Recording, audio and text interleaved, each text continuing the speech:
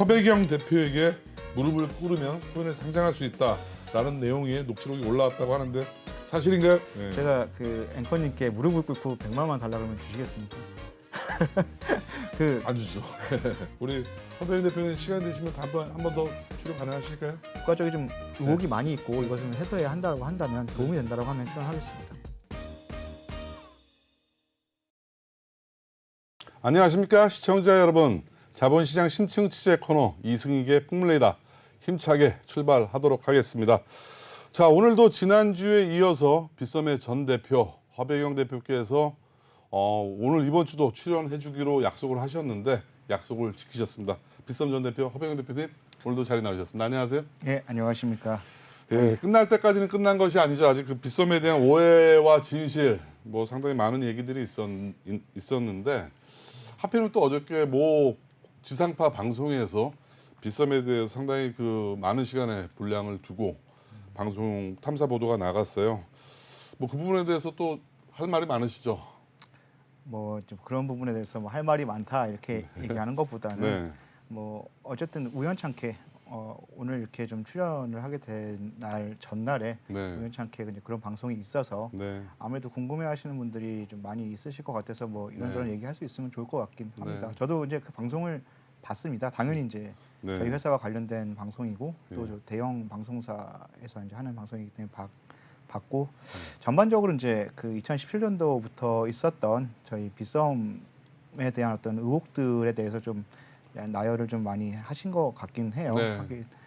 했는데 다만 좀 이제 그 지금 이미 좀 사람들이 많이 알고 있고 커뮤니티에 있었던 어떤 오해들을 좀 나열하는 거 정도의 이제 어떤 방송이 되었지 않았나 이렇게 네. 생각이 좀 들긴 했습니다.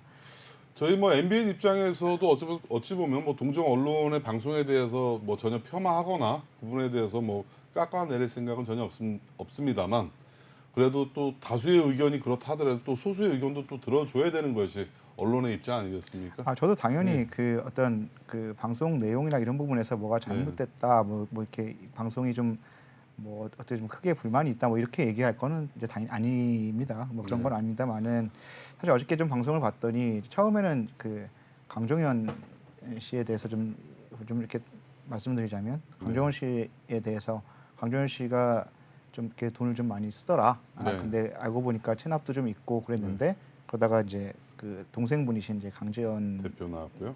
님 나왔고 그러다가 이제 그런데 그분들이 이제 비덴트에 주주시고 비덴트가 빗썸의 지분을 좀 가지고 있는데 근데 많이 가지고 있지 않더라. 네. 많이 가지고 있는 사람을 보자고 하니까 그 현재 이정훈 주주더라라고 한 얘기로 넘어가서는 그 다음부터는 또 상장 얘기가 좀 나오고 또 현재 이정훈 그 주주가 하고 있는 재판의 내용이 좀 나온 것 같기도 하고 또 해외 부동산 얘기가 좀 나오고 이런 얘기가 좀 쭉 나와 있어서 저도 관심 있게 볼 수밖에 없었죠. 아무래도 그 회사에 대해서 어떤 내용이 나오면 혹시 저희가 추가 설명을 해야 될 부분이 있으면 해야 되니까. 근데 이제 뭐 어떤 부분에서 딱 포커스를 맞춰서 뭐 해야겠다 뭐 이런 부분들이 좀 있었나 싶기는 하고 그랬습니다.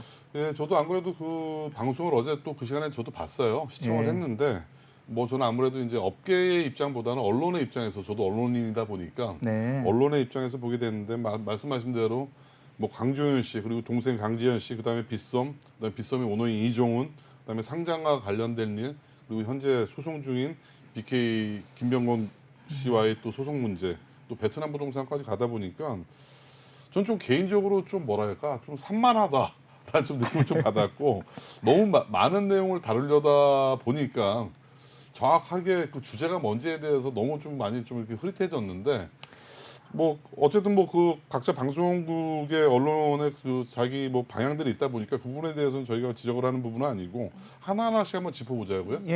첫 번째 나왔던 이슈 계속 빗썸하면 오너가 누구냐 도대체 주인 누구냐 얘기가 많이 나오는 과정에 있어서 항상 나오는 사람들이 강종현 씨와 이정훈 씨인데 명백하게 오너는 지금 뭐 사실상 실소유주는 이정훈 씨잖아요. 예, 맞습니다. 실질적으로 가장 많은 지분을 직간접적으로 가지고 있는 사람은 이정훈 씨고요.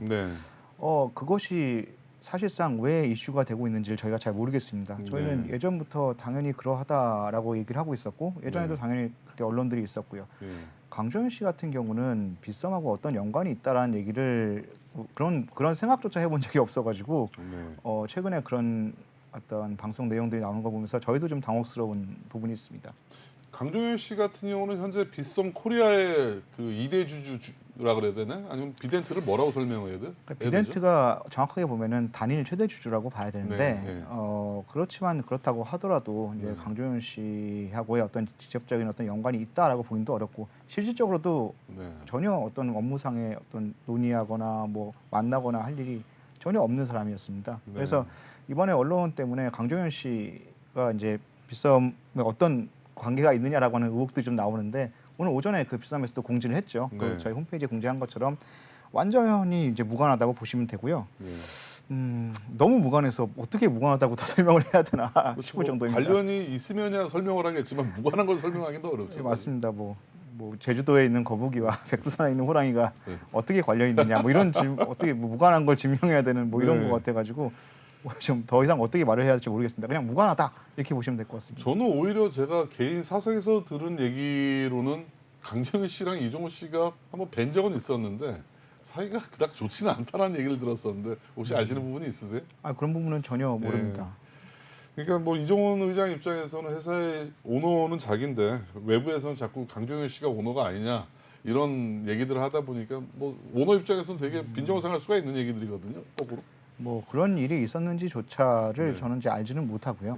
뭐 그런 일이 뭐 있었든 뭐 있었다고 하더라도 그 얘기가 저한테 들려올 이유도 없거든요.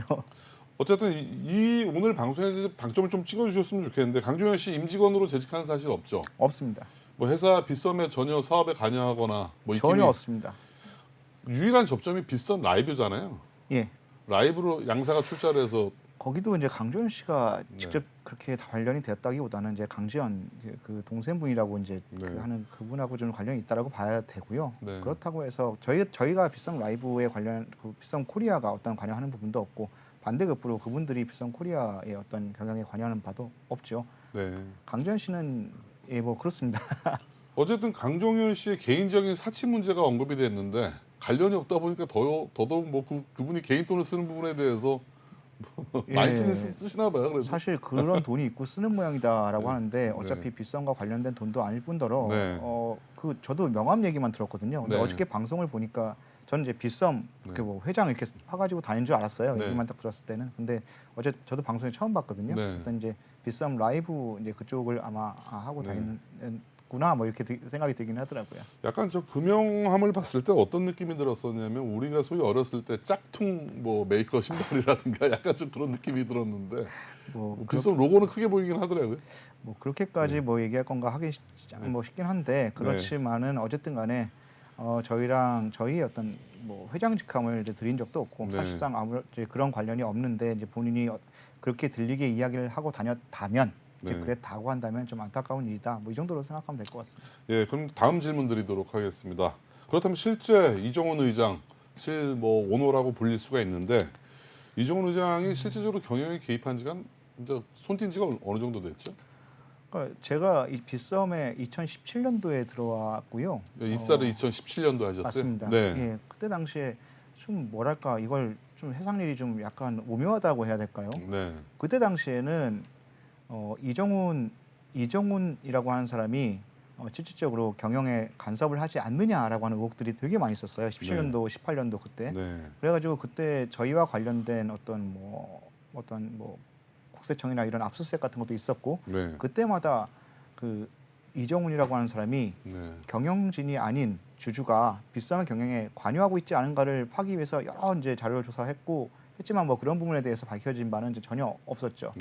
그랬는데 최근에 와서는 오히려 이게 바뀌었어요. 특히 이제 국감을 위주로 그런 것 같은데 국감에서 이제 아로하나라고 하는 빗썸에 상장된 코인에 대한 일이 나왔는데 갑자기 주주를 국감 증인으로 선택을 한 거죠. 그래가지고 그때 저희가 국감 이거는 빗썸 코리아가 한 일인데 갑자기 전혀 이런 걸 하지 않았던 전혀 알지도 못하는 주주를 부르는 걸 보고 이제 저희가 답변을 해야 되는 게 맞지 않을까요라고 하다가 근데 세간에는 저희가 뭐 대주주를 보호한다, 뭐한다 이렇게 좀 이런 얘기도 돌고 해가지고 네. 저희도 이제 그런 얘기 더 이상 듣고 싶지 않아서 그냥 더 뭐 아무런 액션도 더 이상 취하진 않았는데 네.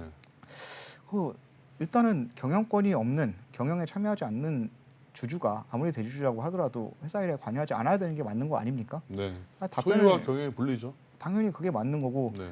2017년도 18년도에는 그렇게 그게 거기에 대해서 의심하다가 지금은 반대로 대주주가 책임져야 되는 게 아니냐라고 하는 이제 여론이 있다 보니까 좀 갈팡질팡하는구나라는 생각도 들기도 하고 어쨌든 답변을 듣는다면 전혀 관여하는 바가 없습니다. 네.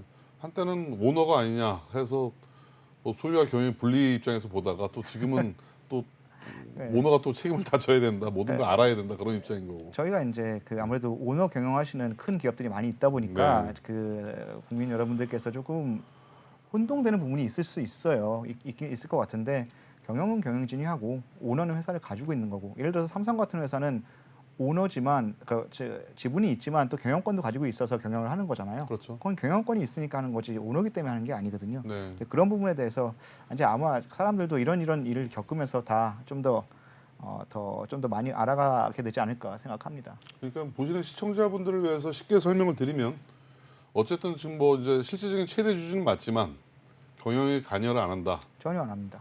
다만 이제 뭐 현 경영진들에 대한 인사권이라든가 그런 거 갖고 있지 않나요? 뭐 어떻게 표현해야 되나? 주주로서? 그럴 일이 그러니까 정확하게는 이제 이사회를 통해서 네. 이제 하겠죠. 그리고 이제 주주들은 이사회의 구성원을 정할 수가 있고요. 그러니까요. 그렇게 가게 돼 있는 게 이제 정상적인 거고 네. 그러다 보니까 경영에 관여를 한다라고 하는 것은 사실 이사회를 통해서 정상적으로 이사회를 구성하는 부분에 대해서 그 어떤 관여를 하는 것은 정상적인 겁니다. 그렇죠. 근데 주주로서의 권리죠. 이제 경영에 관여한다는 것은 예를 들어서 대표이사가 있는데 네. 대표이사가 어떤 하나하나의 결정을 하지 못하고 뒤에서 이렇게 해라 저렇게 해라라고 하는 그런 것들을 얘기하는 거잖아요. 네. 그렇다면 그런 것들은 전혀 없다라고 말씀드릴 네. 수 있습니다. 어쨌든 이번 국감에서는 그 이정훈 의장과 강종현 씨를 소환을 했는데 두 분 다 안 나가셨어요? 뭐 안 나가신 부분에 대해서는 뭐 저희 방송에서 뭐 전혀 뭐 두둔할 생각은 없습니다. 다만 어쨌든 충분히 회사 일과 관련된 일이면 대표이사가 나가는 게 어떻게 보면 정상적인 순리가 아닌가요? 그러니까 저희는 이제 그렇게 생각을 하긴 하는데 네. 뭐 이제 국회에 계신 분들도 이제 다른 어떤 생각하시는 바가 있고 또 네. 저희가 가지지 못한 어떤 자료가 있어서 뭐 그런 부분이 있어 그렇게 이제 부를 수는 있다라고 생각은 합니다. 네. 부를 수는 있고 부르는데 이제 응하거나 말거나 하는 것은 예를 들어서 저희 회사에 있는 누군가를 불렀다면 이제 제가 회사의 경영진으로서 책임 있게 나가게 하겠지만 네. 주주는 뭐 회사와 완전히 분리돼 있는 사람이니까요. 이제 그런 사람들은 그렇게 뭐 나가든 안 나가지 않든 이제 본인의 어떤 판단이었겠다 이렇게 생각을 합니다.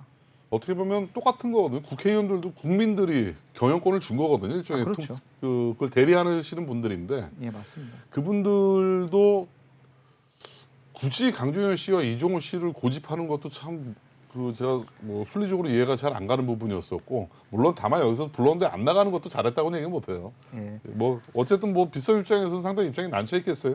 그러니까 저희가 입장이 난처한 건 없었어요. 네. 사실 저희는 처음에 네. 저희가 알고 있고 저희가 한 일에 대해서 전혀 관련이 없는 사람을 부르시니 네. 이거는 저희가 한 건데요. 저희가 설명할 수 있어요라고 하는 그 얘기를 한 것뿐이었고 네. 이게 갑자기 이제 대주주를 보호하려고 하는 거냐라고 하는 이제 그런 어떤 오해를 사기 시작해서 그냥 그 다음부터는 소위 말해서 냅뒀습니다. 네. 아예 모르겠다 하고 그냥 뭐 네. 만약 나갈만 하시면 나갈 거고 아니면 아니겠지 뭐 이렇게 냅뒀고 지금도 뭐 네. 전혀 관여하지 않고 있습니다. 네. 또 다음 어저께 이슈가 됐던 질문이죠. 되게 중요한 뭐 베트남 부동산 의혹이 나오는데 어떤 내용이죠? 어제 그 PD 수첩에 그 거의 끝부분에 이제 그런 얘기가 나왔던 네. 것 같아요. 그런데 사실상 베트남 부동산은 빗썸이 그 지금 취득하여서 투자 목적으로 취득한 것이 맞습니다. 네. 그 보통 이제 현금이 많이 이제 들어오게 되면 기업 입장에서는 그 현금을 그대로 무슨 예금 통장에 넣어놓지 않죠. 그렇죠. 운용을 합니다. 네. 펀드를 한다던가 부동산을 한다던가 여러 가지를 하는데 저희 빗썸도 마찬가지예요. 빗썸이 이제 걷어들인 영업 이익을 다시 운용을 합니다. 네, 뭐 지금 부동산 저희가 자산 취득까지가 정상적인 과정인 것이고. 맞습니다. 저희 그 펀드도 많이 들고 있고요. 네. 그리고 정기 예금도 하고 있고요. 네. 그리고 부동산도 베트남뿐만 아니라 다른 곳도 다 투자를 했습니다. 베트남 이제 그 중에 하나인 건데 네. 여기서 이제 베트남에 투자를 할 때 이제 100% 자회사를 세워서 100% 회사 돈으로 베트남 투자를 했고 네. 거기에 있는 것들이 그 회계상에 딱 나와 있어요. 그래서 빗썸 코리아가 지금 베트남에 있는 그 자산을 소유하고 있는 겁니다. 네. 그런데 갑자기 여기에서 이제 이정훈이라고 하는 네. 그 이름을 약간 섞어가지고 네. 약간 이제 좀 뭔가 오묘한 어떤 관계가 뭔지 정확하게 설명하지 못하는 이제 의혹이 좀 나온 것 같아서 그 부분이 조금 아쉽더라고요. 저도 이렇게 그 부분을 보면서 아 드디어 빗썸에서 베트남 부동산이 뭔가 크게 하나 우리 그 방송에 걸렸구나 딱 생각했는데 뭐 내용 결과 마침표가 없더라고요.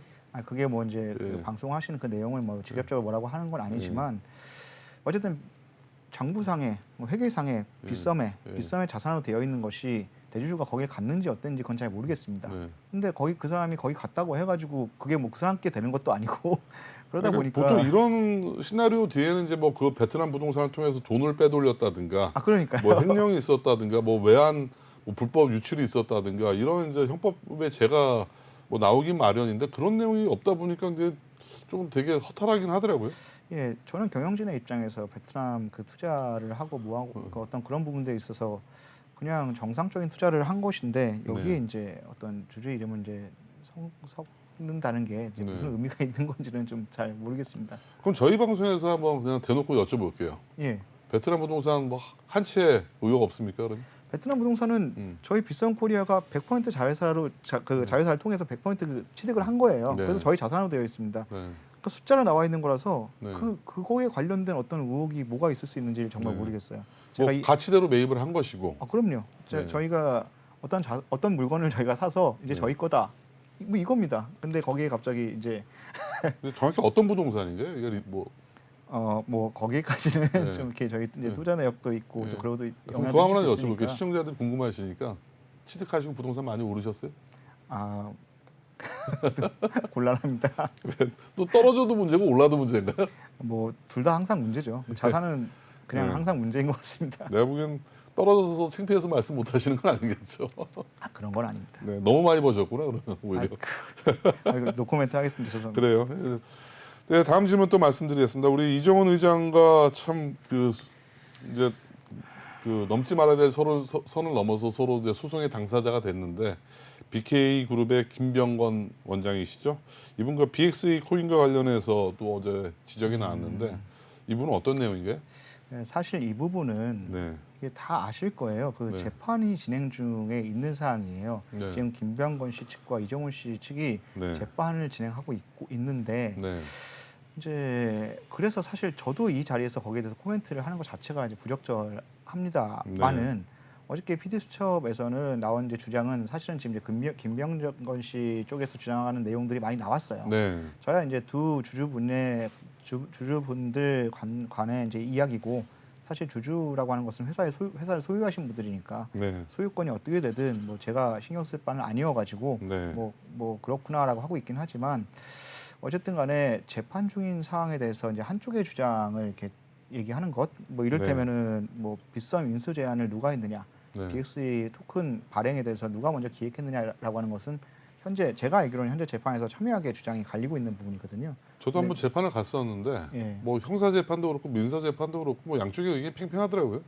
예, 그래서 그런 것들을 보면 그런 부분들이 지금 현재 그런 걸 지금 마치 한쪽 주장이 옳은 것처럼 지금 어쨌든 어떤 근거가 나온 것도 아니잖아요. 그래서 네. 그런 것들이 좀 아쉽기도 하고 네. 지금 어떤 언론은 어떤 의혹이 있을 만한 곳에 가가지고 그 의혹을 하이라이트하는 건 맞다고 생각은 해요. 네. 근데 지금은 이제 충분히 하이라이트 돼가지고 수사를 하고 있고 재판까지 하고 있는 거잖아요. 네. 그러니까 더 이상 이제 언론이 여기서 뭔가 하이라이트 할 필요가 있겠는가? 저희가 그 대한민국의 수사기관과 그 재판 어떤 그 사법 기관을 믿고 좀 기다려보면 되지 않느냐라고 하는 생각이 들었습니다.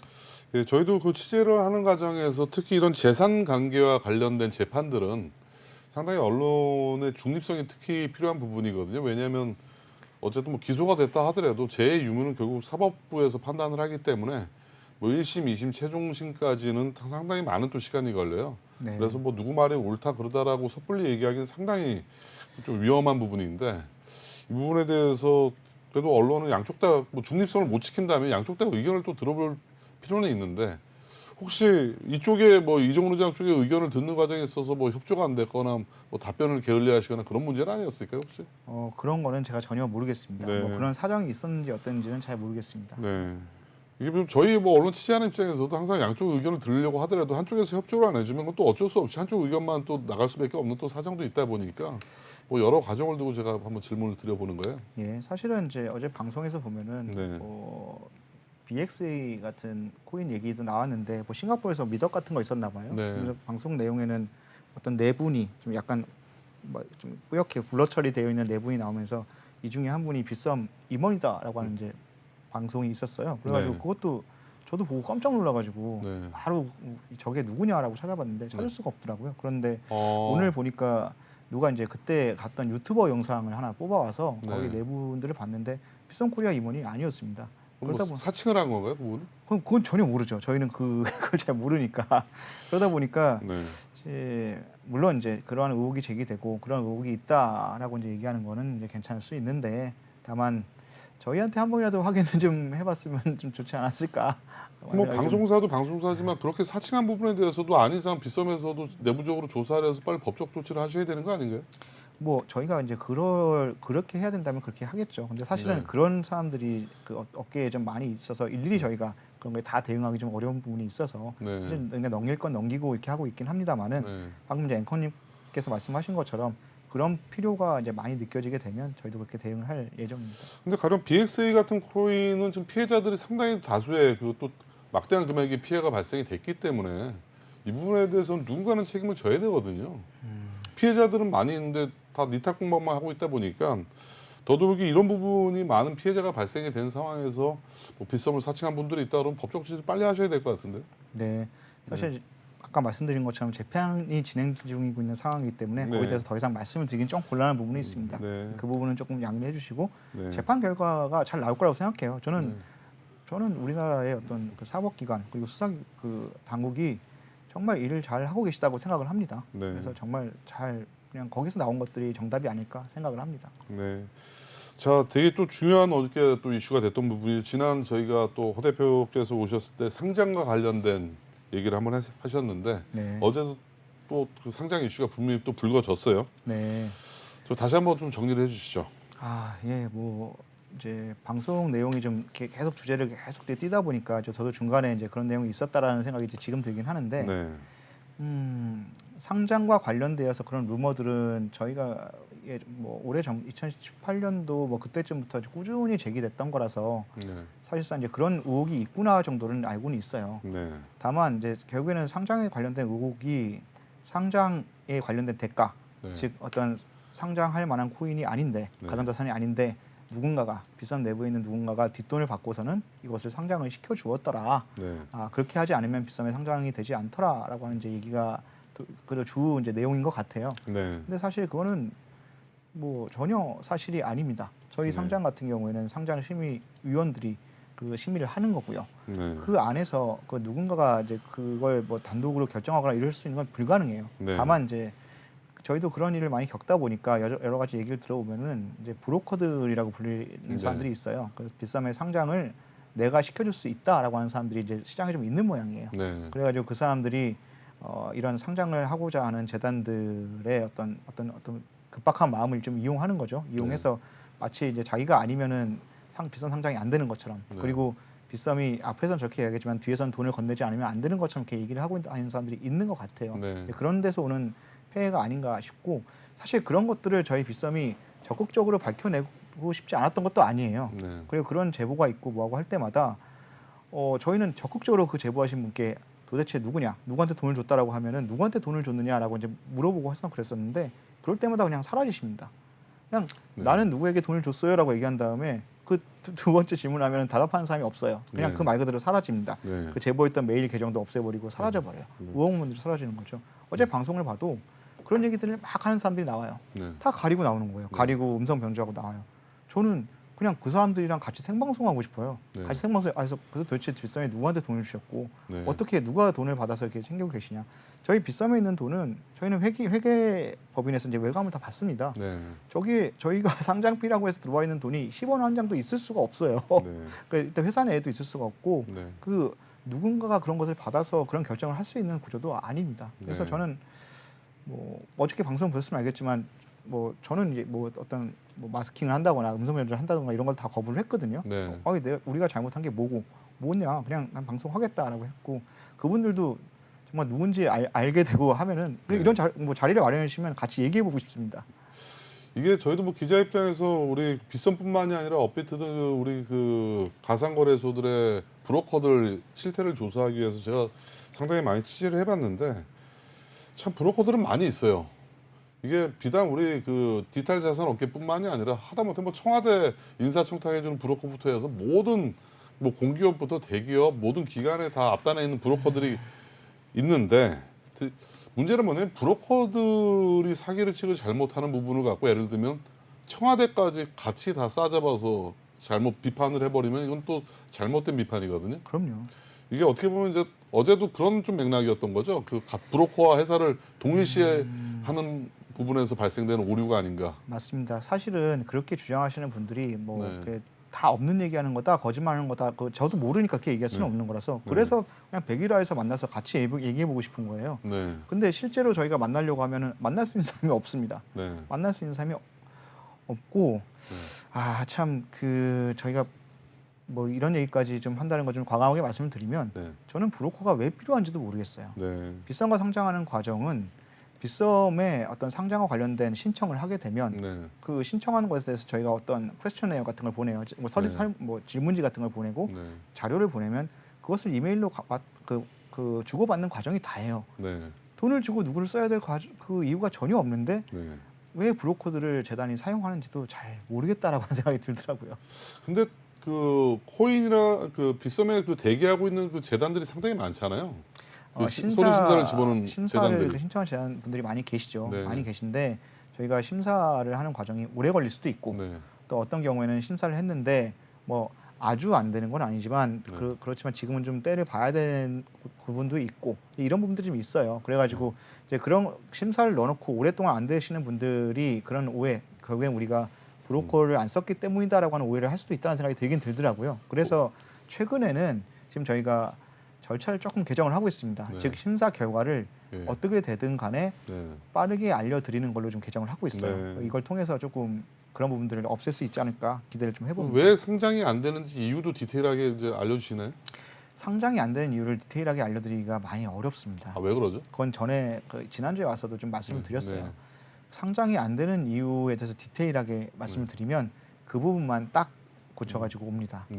그러면은 저희는 사실 그런 겉모습을 바라는 게 아니잖아요. 그냥 어떤 내실이나 어떤 진정성 사업에 맞아요. 진정성을 보고 말씀을 드리는 건데 이제 이런 거 보니까 좀 어려워요라고 하면 이 세 개만 딱 거쳐와요. 그럼 이제 다음 주에 저희는 뭐라고 할 말이 없잖아요. 근본적으로 변한 건 없는데 그러다 보니까 이런 심사에서는 어떤 세부적으로 뭔가를 본다는 걸 밝히지 않는 것이 사실은 관례적으로 맞아요. 뭐 전에도 말씀드렸던 것처럼 뭐 시험 문제도 그렇고 뭐 은행 대출 심사도 그렇습니다. 그럼 또 지난 방송에서도 말씀해 주셨다시피 브로커피와 상장피라는 구분을 좀 해야 될 필요가 있었던 것이고 상장피는 우리 뭐 빗썸 입장에서 합법적으로 회사로 유입되는 뭐 재단의 코인이라든가 유입된다라고 얘기할 수도 없어요. 그러니까 보관이라고 그래야 되나? 네, 맞아요. 보관했다가 정확하게 어저께 방송에 보니까 뭐 제가 봤을 때는 어떤 브로커에게 사기를 당하신 분이 아닌가 싶은데 저희가 마케팅 피를 받게 되면 그 마케팅 피를 어떻게 썼는지를 저희가 밝히고 뭐고 할 필요도 없을 정도로 다 그 공유가 됩니다. 공유가 되고 어차피 마케팅 피는 거의 저희 빗썸을 이용해 주시는 고객분들에게 감사의 의미로 나가요. 그래서 어떤 분들에게 얼마가 나가고 하는 것들이 다 나와서 구조도 복잡하지 않기 때문에 그런 것들을 뭐 전혀 재단이 모른다 이런 것들이 불가능해요. 어저께 지난번에 말씀드렸던 것처럼 남는 것들은 전부 다 돌려드리거나 아니면은 뭐 재단이 원할 경우에는 추가로 마케팅을 하고요. 마케팅을 안 하겠다라고 하시는 분들에게는 안 받습니다. 그래서 이걸 저희가 빗썸이 받았다라고 하는 표현이 안 맞아요. 그냥 빗썸이 보관하고 있었다. 또 상장피라는 좀 용어를 바꿀 수는 없을까? 계속 이게 브로커피와 혼선이 생기다 보니까. 그러니까 상장피라고 하는 용어를 거래소가 붙인 게 아니거든요. 거래소가 붙인 것도 아닌데 이제 저희가 뭐 바꿀 수도 없죠. 상장피라고 하는 것은 사실 저희가 없어요. 받는 게 없기 때문에 상장피라고 하는 것을 저희가 뭐 어떻게 그 용어를 바꿔주세요라고 누구한테 어떻게 얘기할지도 잘 모르겠습니다. 어쨌든 용어에서 발생되는 분명히 또 그 언어가 사고력을 지배한다는 말이 있는데 맞습니다. 상장피와 브로커피가 혼선이 되고 계속하면서 발생되는 뭐 여러 가지 오해 소지들은 또 분명히 있는 것 같고 어쨌든 또 그렇다고 해서 우리 디지털 자산 거래소 입장에서 초창기부터 뭐 시작되는 과정에 있어서는 또 분명히 또 브로커가 아예 없었다라고도 또 얘기 못 할 것 같은데요. 브로커가 시장에 없었다라고 얘기할 수는 없지만 네. 저희가 브로커를 통하는 것을 권장하거나 네. 혹은 브로커 통하는 것을 뭐 저희가 묵인했다라고 하는 것은 절대 없다라고 말씀을 드리겠습니다. 그렇다면 우리 빗썸이 창립 이래로 네. 뭐 브로커들이라든가 내부 직원들이 결탁을 해서 상장을 해줘서 내부 감사를 통해서 적발해내거나 그런 사례도 한 번도 없었나요? 아니요, 없습니다. 뭐 몰라서 없었던 건가요? 아니면 그러니까 몰라서 없던 것은 모르니까 제가 그렇다고 얘기할 수는 네. 없잖아요. 네. 그러나 저희는 상당히 투명하고 정말로 네. 내부 통제 같은 경우에는 정말로 뭐랄까 좀 그 윤리 의식을 대단히 중요하게 생각하면서 그 회사를 운영하고 있고 저희 네. 임직원들이 다 거기에 다 동조하고 동의하고 그렇게 일을 하고 있습니다. 네. 자, 좀 전에도 말씀을 해주셨는데 이제 상장을 검토하는 데 있어서 가장 투명한 제도적 절차가 상장심의위원회라고 말씀을 해주셨어요. 예, 맞습니다. 상장심의위원회 심사위원들 여전히 지금 거의 뭐 국정원에서 관리하는 등급처럼 전혀 오픈이 안 되고 정말 비밀리에 위원을 선정하고 계시죠? 예, 그렇습니다. 지금 상장심의위원을 공개해라라고 만약 누군가 얘기한다면 네. 오히려 좀 물어보고 싶어요. 그래서 네. 얻게 되는 공익이 네. 무엇이냐? 네.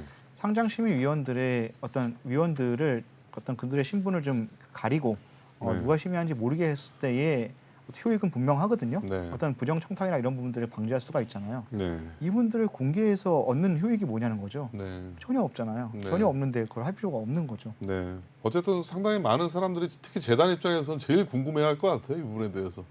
네, 저희는 빗썸은 재단도 저희의 고객입니다. 네. 그렇기 때문에 지금까지 재단분들께서 그 상장 심의 신청을 했을 때 어떤 리스판스나 속도라든가 혹은 어떤 그런 커뮤니케이션이 원활치 않았던 부분이 있다면 저희가 사과를 드려야 되고요. 네. 그런 부분들은 개선하기 위해서 애를 쓰겠습니다. 네. 다만 어떠한 부정한 방법으로도 빗썸에 상장하는 것은 불가능합니다. 네. 지금은 우리 빗썸 내에서 이제 상장 업무를 담당을 안 하고 계시죠? 지금 하고 계신가요? 상장 업무에 대해서 제가 네. 좀 관리를 하고 있긴 합니다. 네. 오히려 제가 네. 대표일 때는 안 했고요. 전혀 아니, 보지 않았고요. 대표와 경영과 분리가 돼 있죠, 사실상 상장. 지금 저희 담당이. 내부 구조상으로 그렇게 짜져 있습니다. 네.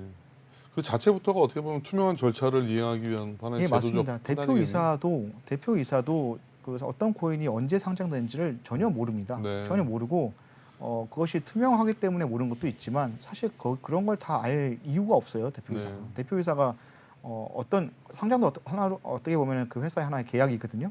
대표이사가 어떤 마케팅 계약을 어디랑 누구랑 했고 뭐 IT 서버 개발을 누구랑 뭐 했고 이런 것들을 다 알 필요가 있는 건 아니잖아요. 네. 마찬가지로 그 코인 계약을 누구랑 어떻게 했고 이런 것들을 전혀 알 필요가 없는 겁니다.